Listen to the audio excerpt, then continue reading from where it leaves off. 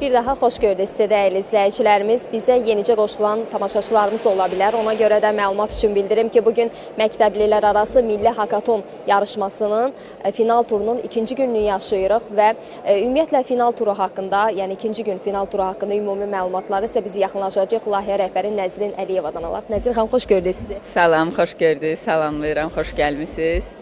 Nəzrin xanım, ikinci gün haqqında ümumi məlumatlar verədinizə. Artıq ikinci gündür, amma həyəcanımız ilk günkü kimidir. Çünki aylardır anonsunu verdiyimiz, aylardır gözlədiyimiz bir günlərdəyik hazırda.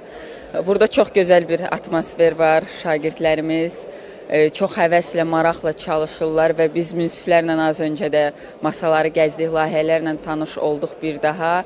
Yəni onların həvəsini, bacarıqlarını gördükcə daha da fərəhlənirik və bildiyiniz kimi bu deyərdim ki, ilin ən böyük IT tədbiridir məktəblər arasında. Hətta məktəblər arasında keçirilmiş ilk hakatondur və belə bir ilk olmasına baxmayaraq bu qədər gözəl burada mühitin olması, bacarıqlı şagirdlərimizin olması bizi çox sevindirir.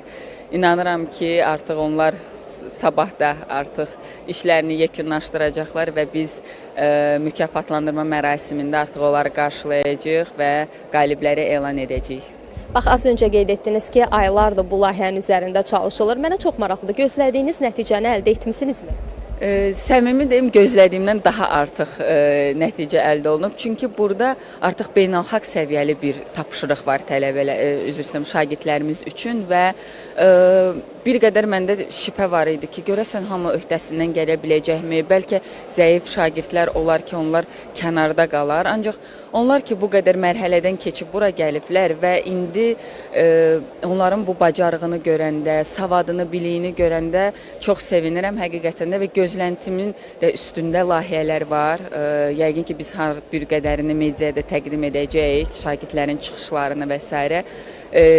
Və gözlədiyimiz layihələr də var. Çox yüksək səviyyə layihələr var, beynəlxalq standartlara uyğun layihələr var və bu da təbii ki, bizi çox sevindirir. Çox təşəkkür edirik ətraflı məlumat üçün, çox sağ olun. Bir daha dəyərli izləyicilərimiz qeyd etmək istəyirəm ki, mənim yanımda layihə rəhbəri Nəzrin xanım Əliyeva idi ki, o ikinci gün haqqında ümumi məlumatları çatdırdı. Bizdən isə hələlik bu qədər. Canlı bağlantılarımız yenə bir qədər sonra da davam edəcək. Bir daha qeyd etmək istəyirəm ki, bugün məktəblər arası Milli Hakatonun final turunun ikinci gününü yaşayırıq. Biz izləməkdə qalın.